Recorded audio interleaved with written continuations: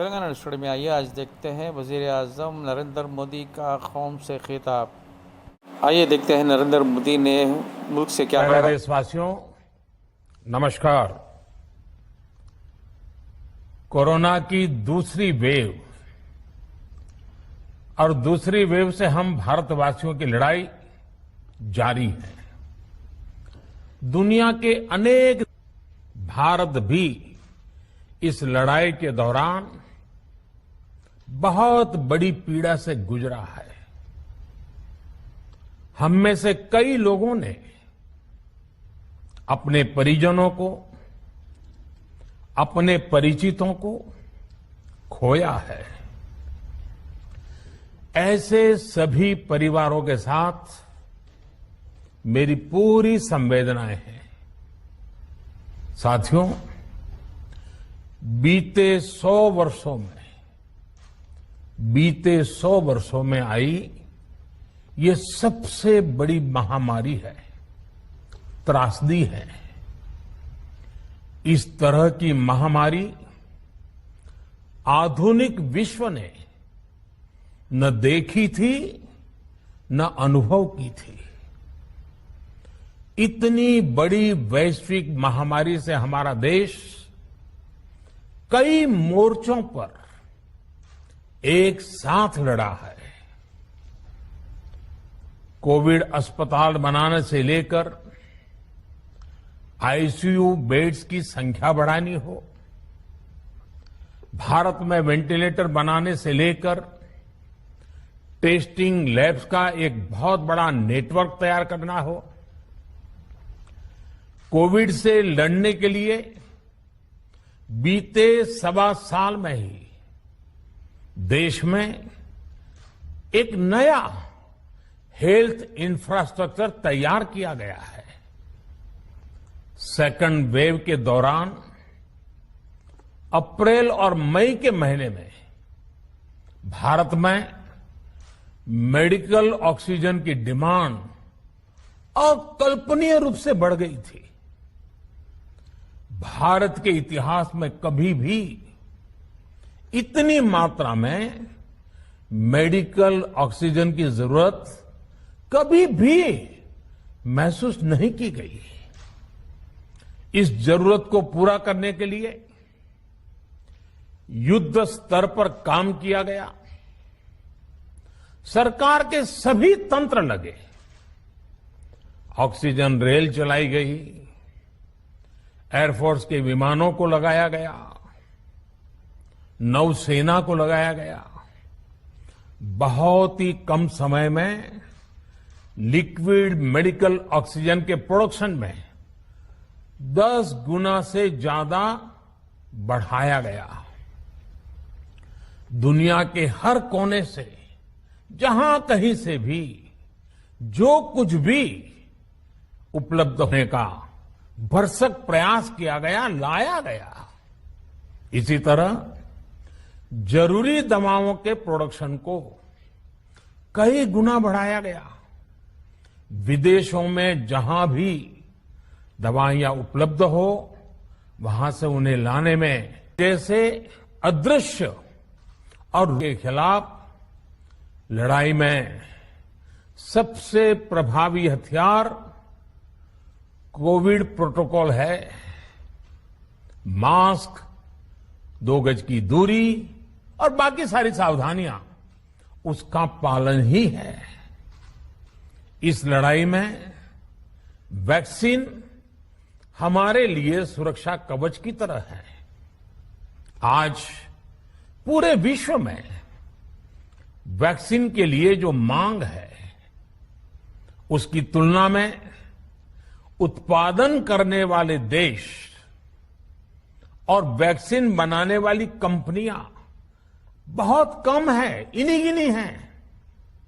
कल्पना करिए कि अभी हमारे पास भारत में बनी वैक्सीन नहीं होती तो आज भारत जैसे विशाल देश में क्या होता। आप पिछले 50-60 साल का इतिहास देखेंगे तो पता चलेगा कि भारत को विदेशों से वैक्सीन प्राप्त करने में दशकों लग जाते थे। विदेशों में वैक्सीन का काम पूरा हो जाता था, तब भी हमारे देश में वैक्सीनेशन का काम शुरू भी नहीं हो पाता था। पोलियो की वैक्सीन हो, स्मॉल पॉक्स, जहां गांव में हम इसको चेचक कहते हैं, चेचक की वैक्सीन हो, हेपेटाइटिस बी की वैक्सीन हो, इनके लिए देशवासियों ने दशकों तक इंतजार किया था। जब 2014 में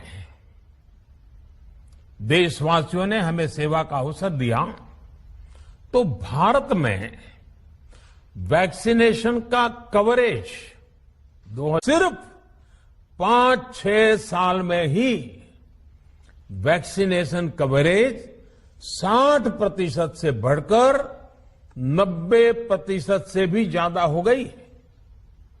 60 से 90, यानी हमने वैक्सीनेशन की स्पीड भी बढ़ाई और दायरा भी बढ़ाया।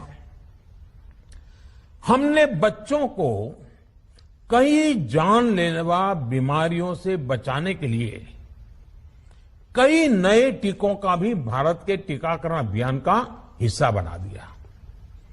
हमने इसलिए किया क्योंकि हमें हमारे देश के बच्चों की चिंता थी, गरीब की चिंता थी, गरीब के उन बच्चों की चिंता थी जिन्हें कभी टीका लग ही नहीं पाता था। हम 100% टीकाकरण कवरेज की तरफ बढ़ रहे थे कि कोरोना वायरस ने हमें घेर लिया। देश ही नहीं, दुनिया के सामने फिर पुरानी आशंकाएं घिरने लगी कि अब भारत कैसे इतनी बड़ी आबादी को बचा पाएगा। लेकिन साथियों, जब नीयत साफ होती है, नीति स्पष्ट होती है, निरंतर परिश्रम होता है, तो नतीजे भी मिलते हैं।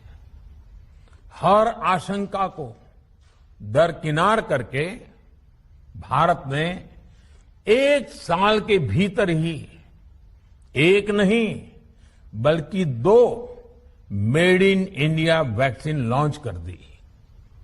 हमारे देश ने, देश के वैज्ञानिकों ने ये दिखा दिया कि भारत बड़े बड़े देशों से पीछे नहीं है। आज जब मैं आपसे बात कर रहा हूं, तो देश में 23 करोड़ से ज्यादा वैक्सीन की डोज दी जा चुकी है। 23 करोड़।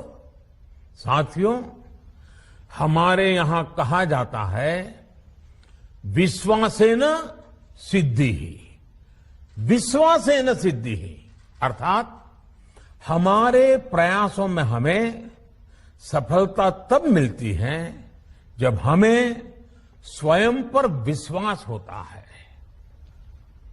हमें पूरा विश्वास था कि हमारे वैज्ञानिक बहुत ही कम समय में वैक्सीन बनाने में सफलता हासिल कर लेंगे।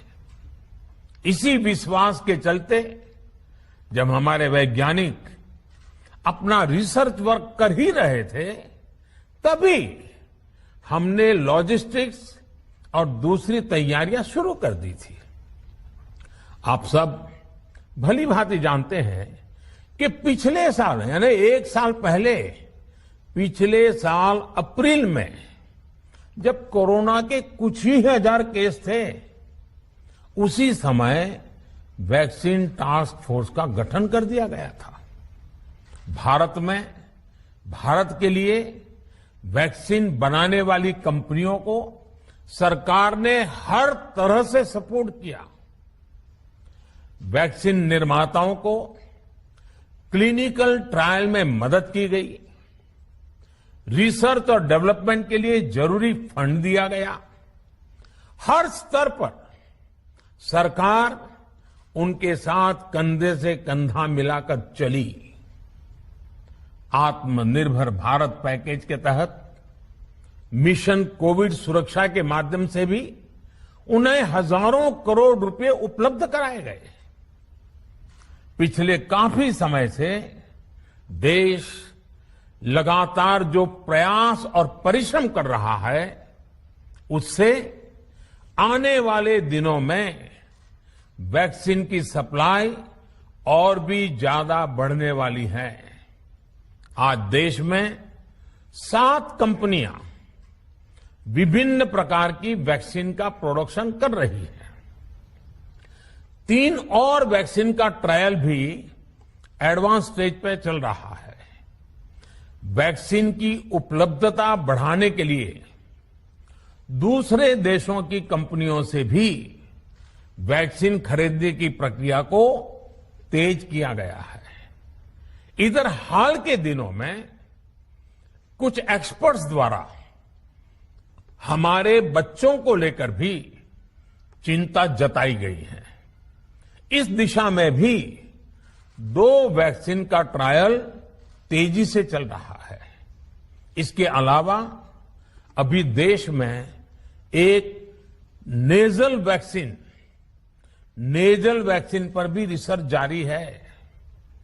इसे सिरिंज से न देकर नाक में स्प्रे किया जाएगा। देश को अगर निकट भविष्य में इस वैक्सीन पर सफलता मिलती है तो इससे भारत के वैक्सीन अभियान में और ज्यादा तेजी आएगी।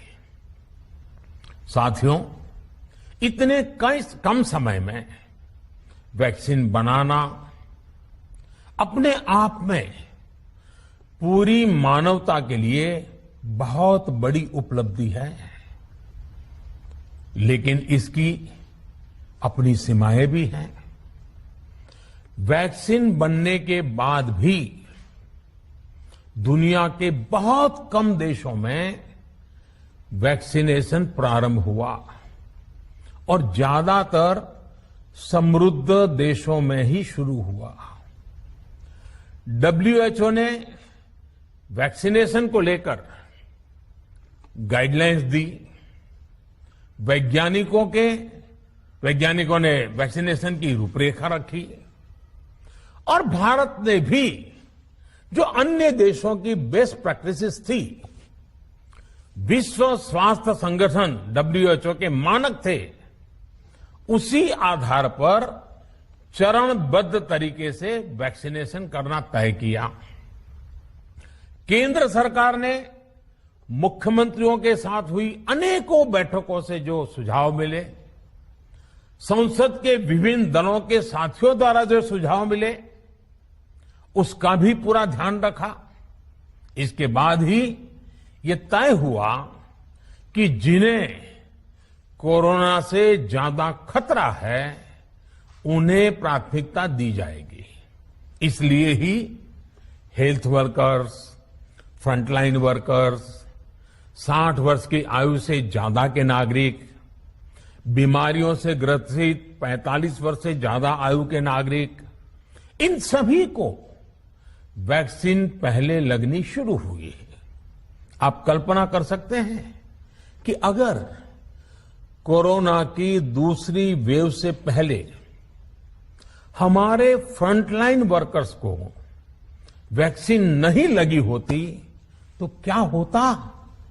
सोचिए, हमारे डॉक्टर्स, नर्सिंग स्टाफ को वैक्सीन ना लगी तो क्या होता?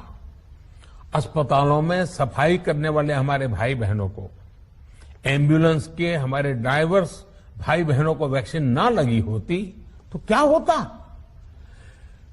ज्यादा से ज्यादा हेल्थ वर्कर्स को वैक्सीनेशन होने की वजह से ही वो निश्चिंत होकर दूसरों की सेवा में लग पाए, लाखों देशवासियों का जीवन बचा पाए। लेकिन देश में कम होते कोरोना के मामलों के बीच केंद्र सरकार के सामने अलग अलग सुझाव भी आने लगे, भिन्न भिन्न मांगे होने लगी, पूछा जाने लगा सब कुछ भारत सरकार ही क्यों तय कर रही है? राज्य सरकारों को छूट क्यों नहीं दी जा रही है? राज्य सरकारों को लॉकडाउन की छूट क्यों नहीं मिल रही है? One size does not fit all जैसी बातें भी कही गई। दलील ये दी गई कि संविधान में चूंकि हेल्थ, आरोग्य प्रमुख रूप से राज्य का विषय है, इसलिए अच्छा है कि सब राज्य ही करें। इसलिए इस दिशा में एक शुरुआत की गई। भारत सरकार ने एक बृहद गाइडलाइन बनाकर राज्यों को दी ताकि राज्य अपनी आवश्यकता और सुविधा के अनुसार काम कर सके। स्थानीय स्तर पर कोरोना कर्फ्यू लगाना हो, माइक्रो कंटेनमेंट जोन बनाना हो, इलाज से जुड़ी व्यवस्थाएं हो, भारत सरकार ने राज्यों की इन मांगों को स्वीकार किया। साथियों, इस साल 16 जनवरी से शुरू होकर अप्रैल महीने के अंत तक भारत का वैक्सीनेशन कार्यक्रम मुख्यतः केंद्र सरकार की देखरेख में ही चला। सभी को मुफ्त वैक्सीन लगाने के मार्ग पर देश आगे बढ़ रहा था। देश के नागरिक भी अनुशासन का पालन करते हुए अपनी बारी आने पर वैक्सीन लगवा रहे थे। इस बीच कई राज्य सरकारों ने फिर कहा कि वैक्सीन का काम डिसेंट्रलाइज किया जाए और राज्यों पर छोड़ दिया जाए। तरह तरह के स्वर उठे, जैसे कि वैक्सीनेशन के लिए एज ग्रुप क्यों बनाए गए। दूसरी तरफ किसी ने कहा कि उम्र की सीमा आखिर केंद्र सरकार ही क्यों तय करे। कुछ आवाजें तो ऐसी भी उठी कि बुजुर्गों का वैक्सीनेशन पहले क्यों हो रहा है। भांति भांति के दबाव भी बनाए गए। देश के मीडिया के एक वर्ग ने इसे कैंपेन के रूप में भी चलाया। साथियों, काफी चिंतन मनन के बाद इस बात पर सहमति बनी कि राज्य सरकारें अपनी तरफ से भी प्रयास करना चाहती हैं, तो भारत सरकार को क्यों इतराज हो और भारत सरकार इतराज क्यों करे। राज्यों की इस मांग को देखते हुए, उनके आग्रह को ध्यान में रखते हुए 16 जनवरी से जो व्यवस्था चली आ रही थी, उसमें प्रयोग के तौर पर एक बदलाव किया गया। हमने सोचा कि राज्य ये मांग कर रहे हैं, उनका उत्साह है, तो चलो भाई 25% का काम उन्हीं को सुपुर्द कर दिया जाए, उन्हीं को दे दिया जाए। स्वाभाविक है 1 मई से राज्यों को 25% काम उनके हवाले कर दिया गया। उसे पूरा करने के लिए उन्होंने अपने अपने तरीके से प्रयास भी किए। इतने बड़े काम में किस तरह की कठिनाइयां आती हैं, ये भी उनके ध्यान में आने लगा। उनको पता चला पूरी दुनिया में वैक्सीन की क्या स्थिति है, इसकी सच्चाई से भी राज्य परिचित हुए। और हमने देखा, एक तरफ मई में सेकेंड वेव, दूसरी तरफ वैक्सीन के लिए लोगों का बढ़ता रुझान, और तीसरी तरफ राज्य सरकारों की कठिनाइयां।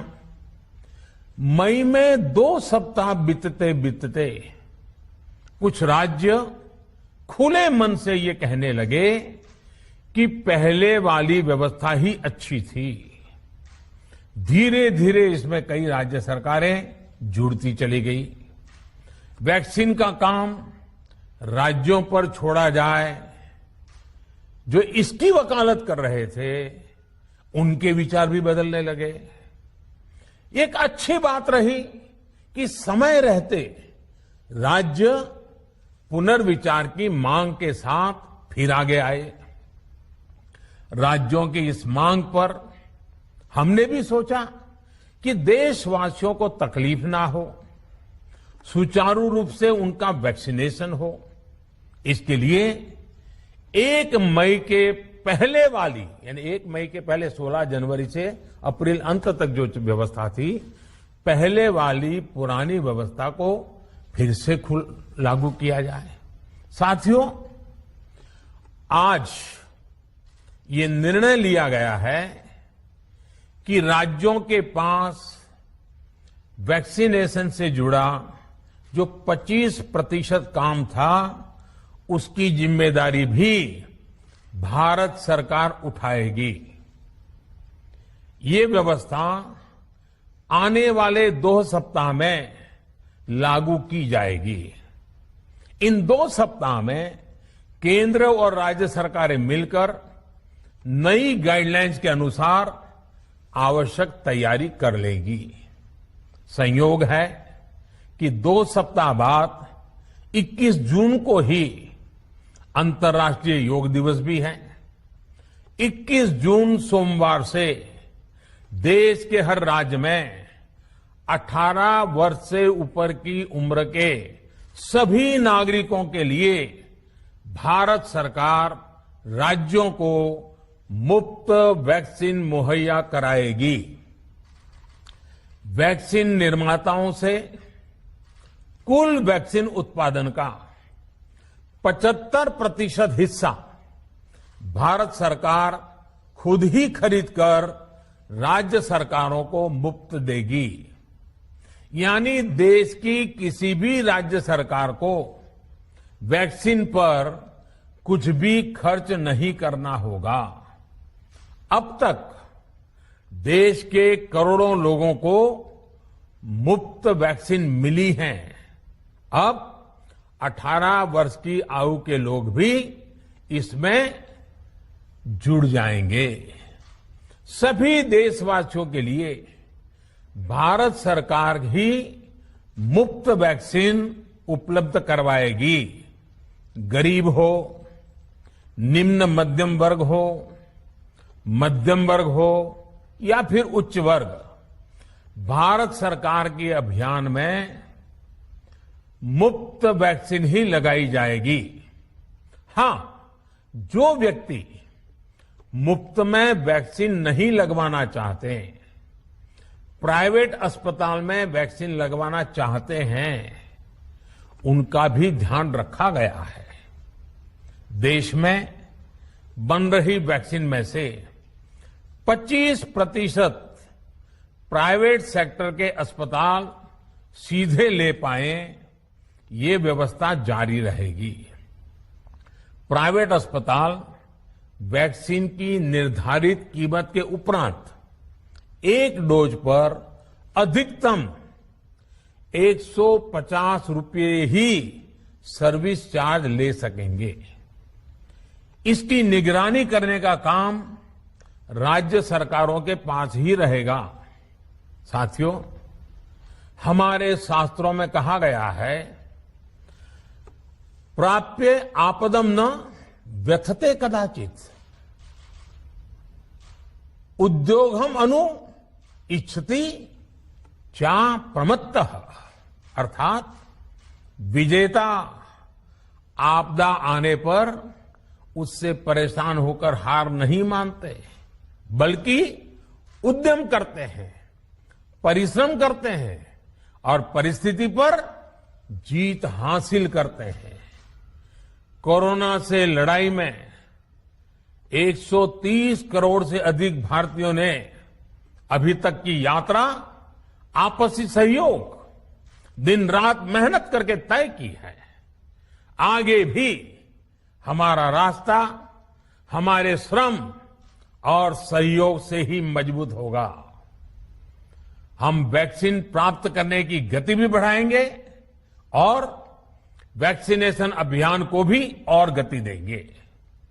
हमें याद रखना है कि भारत में वैक्सीनेशन की रफ्तार आज भी दुनिया में बहुत तेज है, अनेक विकसित देशों से भी तेज है।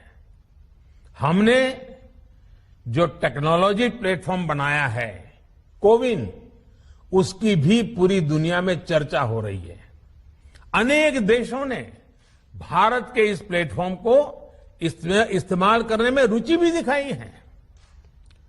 हम सब देख रहे हैं कि वैक्सीन की एक एक डोज कितनी महत्वपूर्ण है। हर डोज से एक जिंदगी जुड़ी हुई है। केंद्र सरकार ने ये व्यवस्था भी बनाई है कि हर राज्य को कुछ सप्ताह पहले ही बता दिया जाएगा कि उसे कब कितनी डोज मिलने वाली है। मानवता के इस पवित्र कार्य में वाद विवाद और राजनीतिक छींटाकशी से ऐसी बातों को कोई भी अच्छा नहीं मानता है। वैक्सीन की उपलब्धता के अनुसार पूरे अनुशासन के साथ वैक्सीन लगती रहे, देश के हर नागरिक तक हम पहुंच सके, ये हर सरकार, हर जनप्रतिनिधि, हर प्रशासन की सामूहिक जिम्मेदारी है। प्रिय देशवासियों, टीकाकरण के अलावा आज एक और बड़े फैसले में, उस फैसले से मैं आपको अवगत कराना चाहता हूं। पिछले वर्ष जब कोरोना के कारण लॉकडाउन लगाना पड़ा था, तो प्रधानमंत्री गरीब कल्याण अन्न योजना के तहत 8 महीने तक 80 करोड़ से अधिक देशवासियों को मुफ्त राशन की व्यवस्था हमारे देश ने की थी। इस वर्ष भी दूसरी वेव के कारण मई और जून के लिए भी इस योजना का विस्तार किया गया था। आज सरकार ने फैसला लिया है कि प्रधानमंत्री गरीब कल्याण अन्न योजना को अब दीपावली तक आगे बढ़ाया जाएगा। महामारी के इस समय में सरकार गरीब की हर जरूरत के साथ उसका साथी बनकर खड़ी है। यानी नवंबर तक 80 करोड़ से अधिक देशवासियों को हर महीने तय मात्रा में मुफ्त अनाज उपलब्ध होगा। इस प्रयास का मकसद यही है कि मेरे किसी भी गरीब भाई बहन को, उसके परिवार को भूखा सोना ना पड़े। साथियों, देश में हो रहे इन प्रयासों के बीच कई क्षेत्रों से वैक्सीन को लेकर भ्रम और अफवाहों की जानकारी चिंता बढ़ाती है। ये चिंता भी मैं आपके सामने व्यक्त करना चाहता हूं। जब से भारत में वैक्सीन पर काम शुरू हुआ, तभी से कुछ लोगों द्वारा ऐसी बातें कही गई जिससे आम लोगों के मन में शंका पैदा हो। कोशिश ये भी हुई कि भारत के वैक्सीन निर्माताओं का हौसला पस्त पड़ जाए और उनके सामने अनेक प्रकार की बाधाएं आए। जब भारत की वैक्सीन आई तो अनेक माध्यमों से शंका आशंका को और बढ़ाया गया।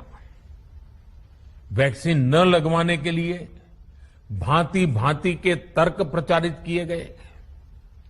इन्हें भी देश देख रहा है। जो लोग वैक्सीन को लेकर आशंका पैदा कर रहे हैं, अफवाहें फैला रहे हैं, वो भोले भाले भाई बहनों के जीवन के साथ बहुत बड़ा खिलवाड़ कर रहे हैं। ऐसी अफवाहों से सतर्क रहने की जरूरत है। मैं भी आप सबसे, समाज के प्रबुद्ध लोगों से, युवाओं से अनुरोध करता हूं कि आप भी वैक्सीन को लेकर जागरूकता बढ़ाने में सहयोग करें।